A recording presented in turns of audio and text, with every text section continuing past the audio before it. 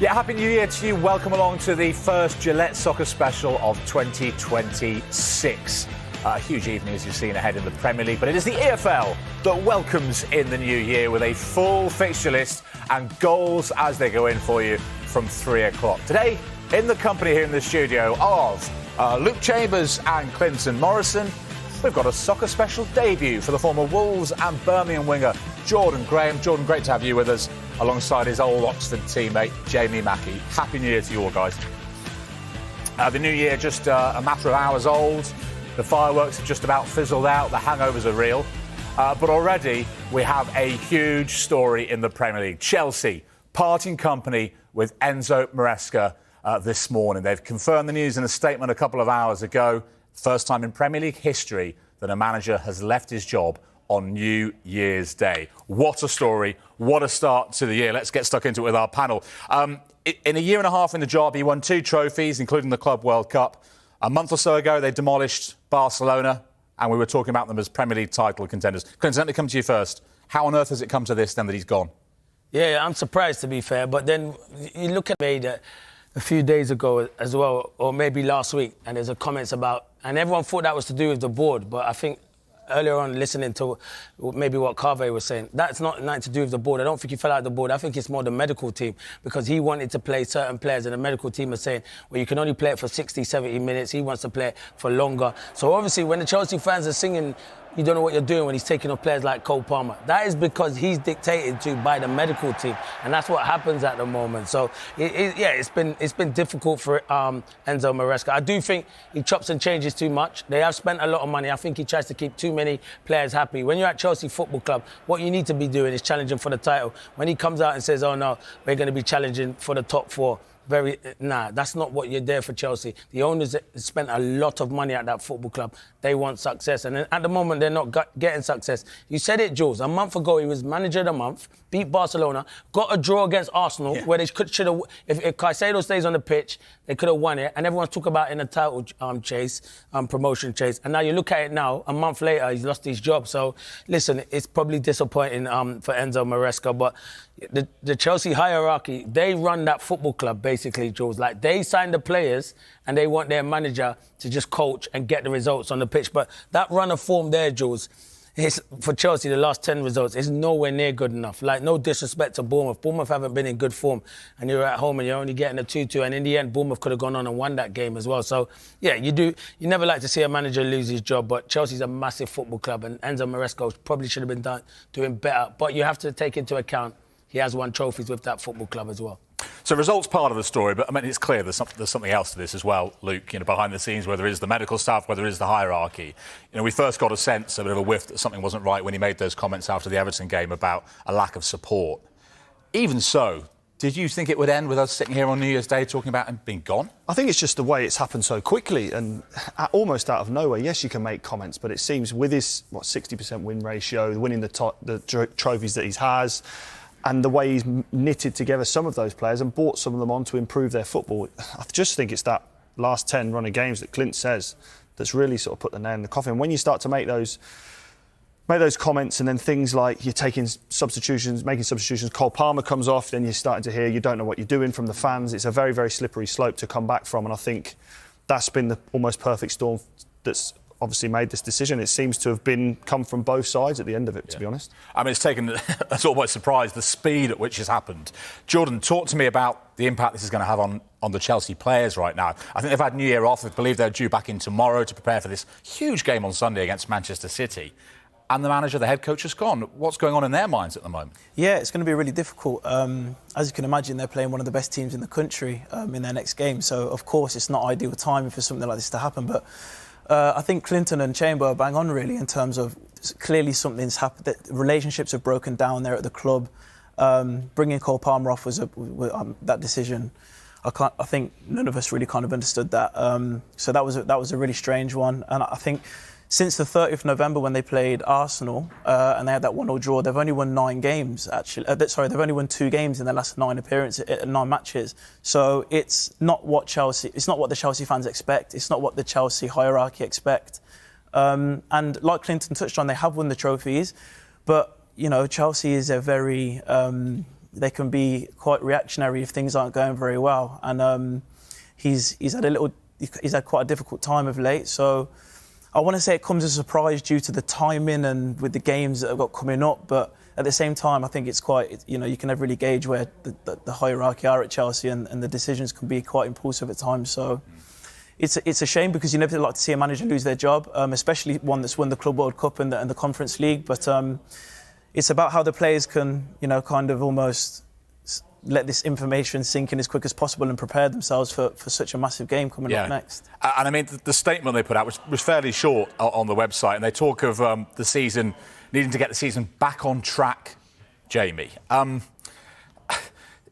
Maresca, given the young squad, the youngest squad in the Premier League he has, given the trophies he's won in the time he's been there, might well argue that they're on track, that they're 2 points off the Champions League places, that he's done what was expected of him, wouldn't he? I think so, but then I'm not privy to the conversation along the journey, as in when he first got appointed, and then in the last year after winning the 2 cups that the guys mentioned. And I think that there's always a big difference between fan expectation and actual what you're going to deliver between the board and the manager and what their expectation is. All fans are going to say, at a club the magnitude of Chelsea, are going to say, well, we have to be in the top 4 as a minimum. But so are all these other clubs. We talk about Man United saying that, we talk about Liverpool now. All of these clubs are trying to do the same thing. So I think that I'm not sure at the start what position they're saying. Are we going to go and, as we know, they go and buy a vast amount of young upcoming players? Now, that model means that you're not definitely going to get consistency, are you? Because the nature of the younger players and trying to bring them on, are you going to bring them on to try and sell them and keep this whole rotation in a club? But at the same time, the skills doing that and trying to be in the top 4. And I'm not sure if that's the message that's out there. Now, if it was the message, then you'd say, well, yeah, Maresca's saying I am on track. But clearly, the message is that we have to get in the top 4. So then that brings me on to who they're going to bring next, because for me, if you're going to try and challenge in the top 4 with a young team, you're going to have to appoint someone who's used to doing that and winning things and carrying on that momentum with young players. And I don't know if that's going to be their model.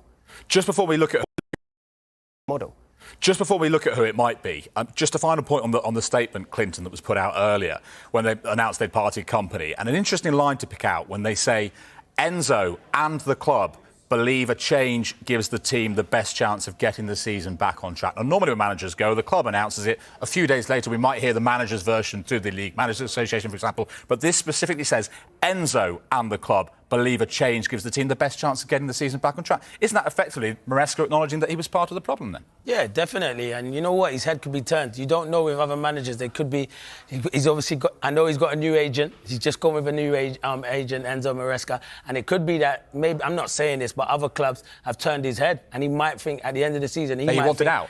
No, I don't think he wanted out, because why would you leave a big football club like Chelsea? But if there's other clubs sniffing around and saying, we like you as a manager, and then at the end of the day, at that football club, as I said, Chelsea run it differently.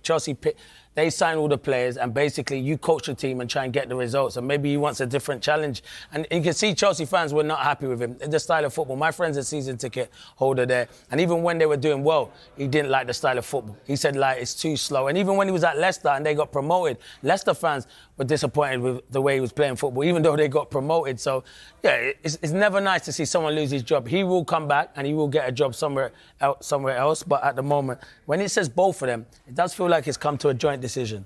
Yeah, Clinton, I was actually at Stamford Bridge about 6 weeks ago when they were playing Wolves, and I think it was 0-0 at half-time in the game. And you could feel the frustration from the home crowd. And I think a lot of that was maybe to do with the style, the way they were playing, the style of play. I think he's been there a little while now, and I'm not too sure that I see a clear identity. And I think the fans probably are feeling that they were playing a side that was at the bottom of the league. They haven't won a Premier League game yet this season. And they ended up going on to win the game in the second half, which was probably expected due to Wolves' form. But I think this was probably around 6 weeks ago, and I could feel in the stadium the tension brewing. And then obviously if there are issues between the manager and the hierarchy, then, I mean, there's out of all the clubs, Chelsea's probably the one where... But do you think the players have shown that they're not playing for him?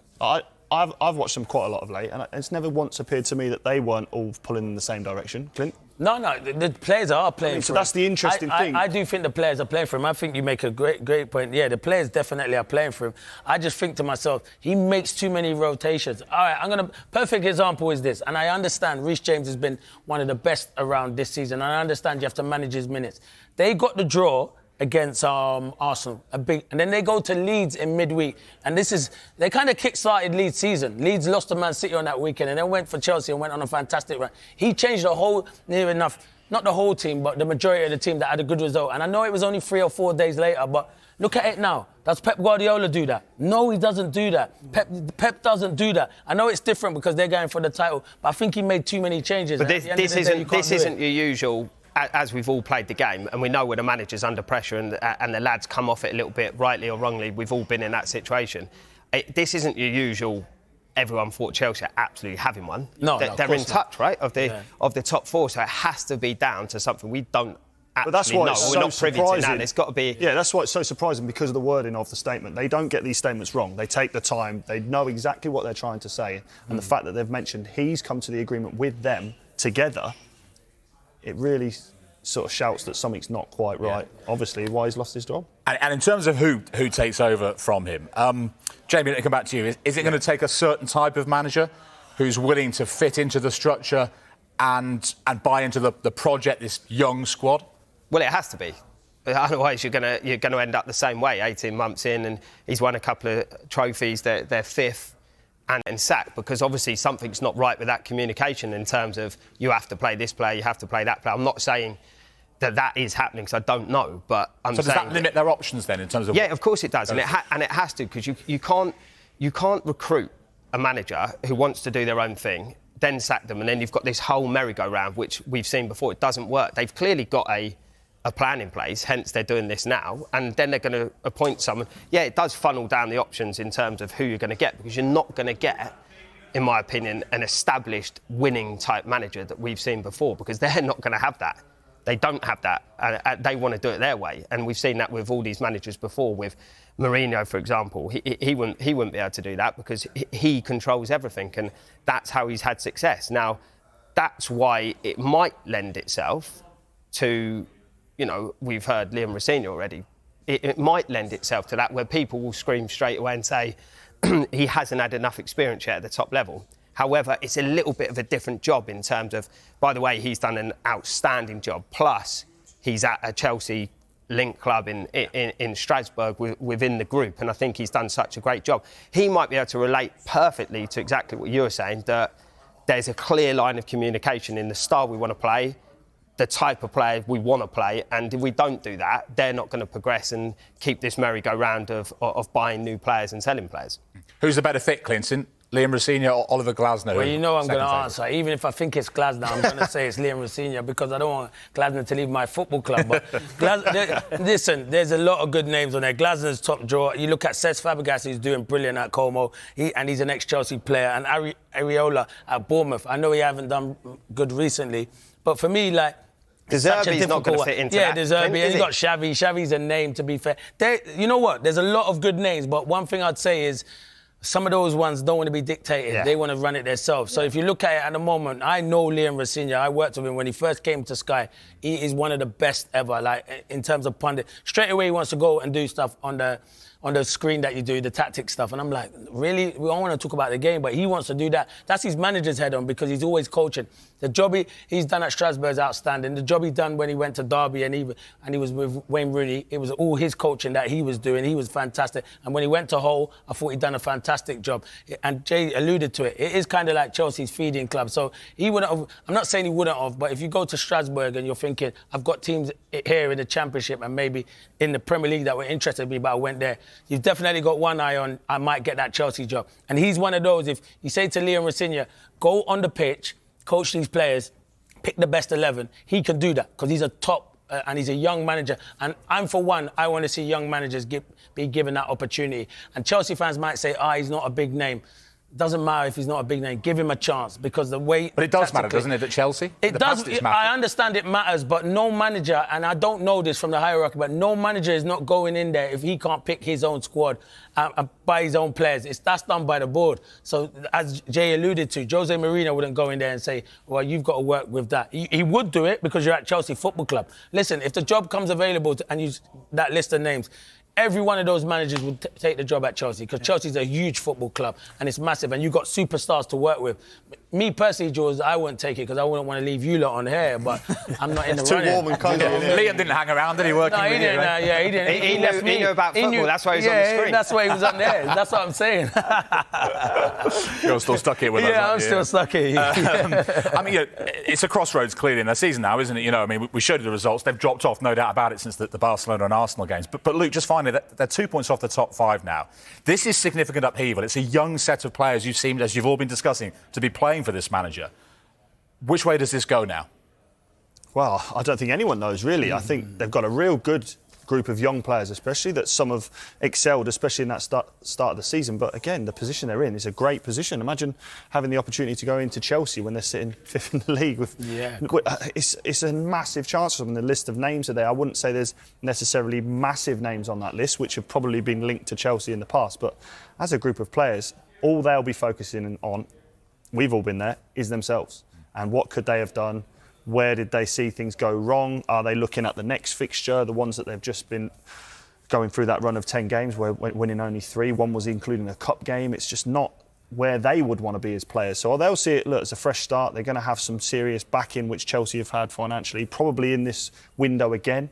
Remember as well, Maresca wasn't a massive name when he went in. Yeah. But he just won a title, didn't he, I suppose, in the Championship? Yeah, he did, but that's the Championship.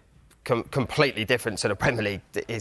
Is miles apart. Comparing to managers that they've had at Chelsea. Yeah.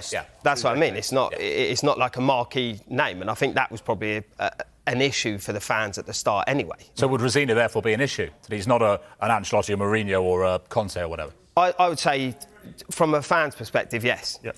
I think that's just the nature of it. It goes back to the expectation of all fans, Chelsea in the past have won the Premier League multiple times, and they've had these brilliant sides in not too distant memory. And I think that I think all of these clubs, unless you are a big name, I think you do have a little bit of an ego about it. We know, because Liam Rosenior is doing so well as a young coach, that with those players at his disposal, he could end up a top manager himself. And when I look at the list, I go, exactly what Chamber said. There isn't those big managers there.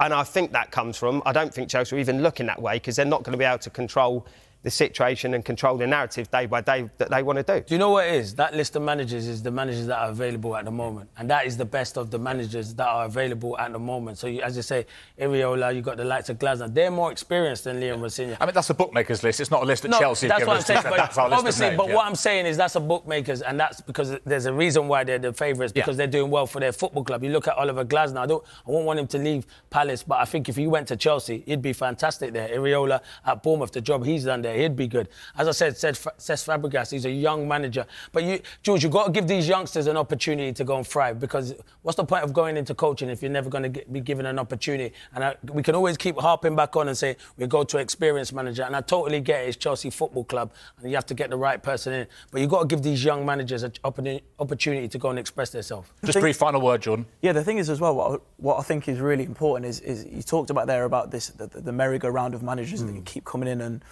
what I really like about Liam is the fact that I had a player that played at Derby at the time, and he was doing a lot of the coaching, like you mentioned earlier, and he said he was absolutely excellent under Wayne when Wayne was manager there. And then another player that's really close to me played at Hull with him, and he said the exact same thing. And I like the fact that he's bided his time, he's gone abroad, he's now learned another culture, and he's completely different. And sometimes I think there's taken a chance, and then there's taken a calculated chance. And I think, even though this is what the bookmakers are saying, let's say we had almost a blanket sheet, apart from excluding Guardiola's and the top managers in the world, I still think Liam could actually be a really good appointment, because he's bided his time, he's proven that he's got a really clear style in the way he wants to play. He's built up a lot of respect in France already for the work that he's done at Strasbourg. They've obviously got that connection with Chelsea as it is. So I think, sometimes it's worth taking a risk, and I think it's a very calculated risk if they do appoint him. The Chelsea fans will want someone who's in a job. Yeah. Eddie Howe, someone as good as that. That's who they'll want. Or in that list, Glasner or Areola, that's who they'll want. Well, we'll see. Will it be Rosini? Will it be... Breaking news this afternoon is that Enzo Maresca and Chelsea have parted company. Let's get more on this now and speak live to former Chelsea defender, very good defender as well, in Michael Duberry. Michael, thanks for coming on. First of all, what was your initial reaction when you heard that he'd gone? Shock, to be fair. Very shocked with the news, especially this time of the season. Him resigning, him parting ways, whatever the terminology is, very shocked. Do you think he's been hard done by?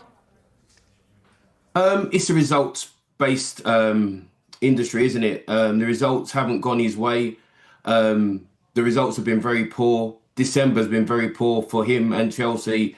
So not very shocked in that sense because the results haven't gone his way. In terms of his achievements, he has got Chelsea into the Champions League and they're still in it. He's won the Europa Conference League. That might not be seen as a huge trophy, but they were in it and they won it. He also won the Club World Cup as well, which was deemed to be a bit of a surprise when they won that. How do you look back on his time in charge? Was it a success? Yes, it's a huge success.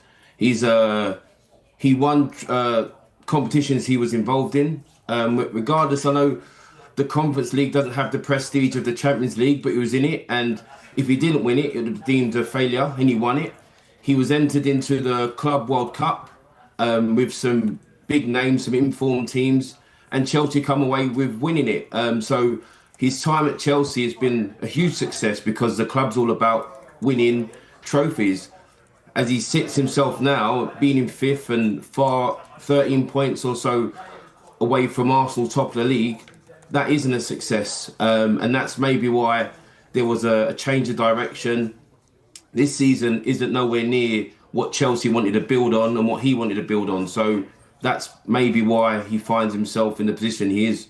What did you think when he started, for want of a better term, arguing with publicly criticising what we assume to be the board? Because I know you say things aren't that good this season. They are still fifth in the Premier League. They are still in the Champions League, in the semi-final of the Carabao Cup as well, and there's still the FA Cup to come as well. Did he need to have this battle with his superiors at the club? Maybe that was accumulation of frustration over time, and it just come out wrongly for him. And when you say they're fifth in the league, there's expectations in football club, and for Chelsea, being fifth isn't where they want to be. They want to be, if you're fifth and 2 points off top of the table, that's acceptable. But when you're fifth and 13 points off the top of the table, 10 points off a third place, etc., it's not good enough. And yes, there's competitions they're still involved in, but when you're looking at how things have gone, 1 win in 7 Premier League games, losing 20 or so points from winning positions, they're all things that don't really make the future look bright. And I think that's sometimes where the expectations of the club, where the club has the reputation of being winning and being involved, goes against him. What have you made of the transfer policy, and what do you make of the squad that Chelsea have right now? Do the players need to take any responsibility for this? Players always need to take some responsibility, and I'm sure they do.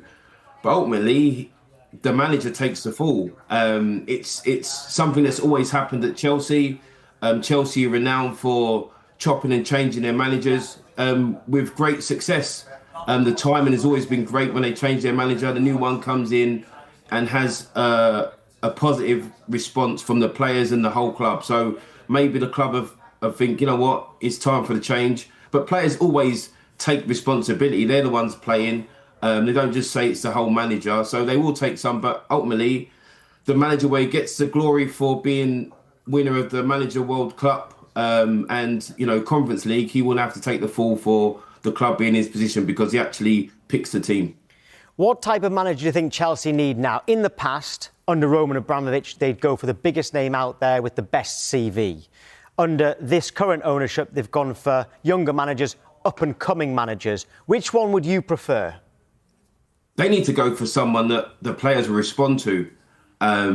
A a big name, yes, or if it's a young up-and-coming manager that the players respond to and he has a clear direction of where the club's going and that the players will look to and think they buy into it. That's ultimately what Chelsea need to go for. We've got pictures there of Liam Rosenior. We know that he is, we're told, one of a handful of names under consideration for the job. What would you think of that? He's currently in charge of Strasbourg and he's previously managed Hull and he's well, I think he's been interim manager or certainly was on the coaching staff at Derby before that. Would you be surprised if it's Liam Rosenior or would you back it? Liam, former teammate at Reading, a friend. I'd like to see him have a try, but it's a big task. He's doing well at Strasbourg, but we know Chelsea Football Club, the expectations is to win trophies, be in the mix, Champions League. So there's an expectation of winning games. Losing is not an option.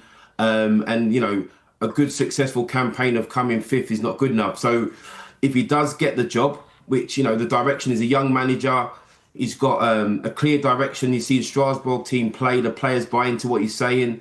So that if that transfers into Chelsea Football Club and some long-term decisions and plans, then it might be a successful one. But the club has huge expectations where the only option is winning and trophies. We're told that they're not going to go for an interim, that the next appointment will be a permanent one in the next few days. Does that suggest that they're kind of future-proof? Whether a manager's going to go or not, like Maresca has today, they're always ready for someone to step in. Yeah, I think that the club have quietly been, you know, making plans, the contingency plan, what if, and they maybe have someone lined up that suits the profile, what they're going for. The club have bought young players for long term, and maybe they've picked a manager that suits that profile too, young and long term. They've got, whoever does come in, Chelsea, the players, they've got 9 games in 27 days. Whoever the head coach is, how hard is that for a player?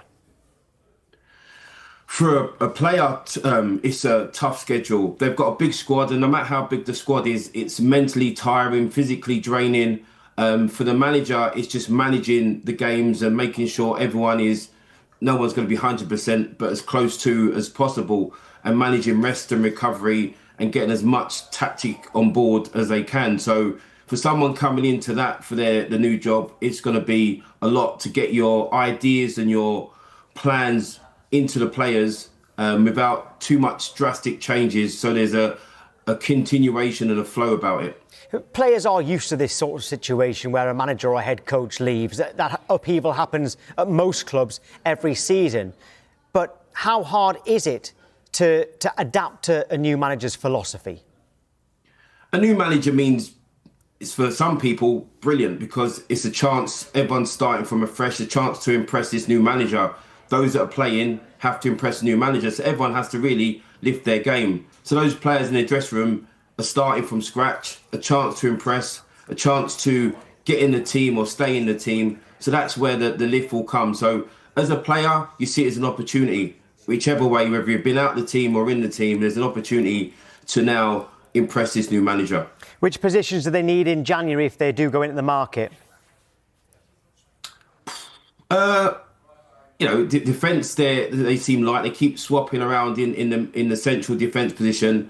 They just need some consistency, continuation, consistent performance, really. But the centre-backs is always a strong position for any team that wants to have ambitions of winning a Premier League. You look over the history and you've got in that position, you've got 2 strong leadership roles in that position. So maybe that's maybe the first one that they might go for. And maybe a number 9 that's prolific. OK, yeah, so I think the Chelsea fans would agree with you on that one. And just finally, Michael, this season, what does success look like for Chelsea? Success for Chelsea would definitely be winning a trophy and Champions League qualification. Anything less than that wouldn't be deemed a successful season, especially after last year. Deep in the Champions League, winning a domestic trophy and Champions League qualification. Michael, really appreciate your time. Thank you. Nice. Have a good new year. Thank you very much. Yeah, you too. If you are just joining us, let's just recap the club statement by Chelsea. They said this: Chelsea Football Club and head coach Enzo Maresca have parted company. During his time at the club, Enzo led the team to success in the UEFA Conference League and the FIFA Club World Cup. Those achievements will remain an important part of the club's recent history, and we thank him for his contributions to the club. With key objectives still to play for across 4 competitions, including qualification for Champions League football, Enzo and the club believe a change gives the team the best chance of getting the season back on track. We wish Enzo well for the future. As we've been hearing, Liam Rosenior is one of a number of replacements in the running to take the job, but just as with Maresca, he won't have direct experience of managing in the Premier League heading into Stamford Bridge. Rosenior is currently at Strasbourg in Ligue 1, with the French side battling for a European spot. But the move will be quite straightforward as the club is owned by Clearlake, just like Chelsea. Rosenior last managed in England at Hull, but after narrowly missing out on the Championship playoffs, he was sacked due to a difference of opinion with the owner. Well, he joined Strasbourg in July 2024, the same month that Maresca joined Chelsea. He's won half his matches with the Ligue 1 side across all competitions, with 31 wins in 62.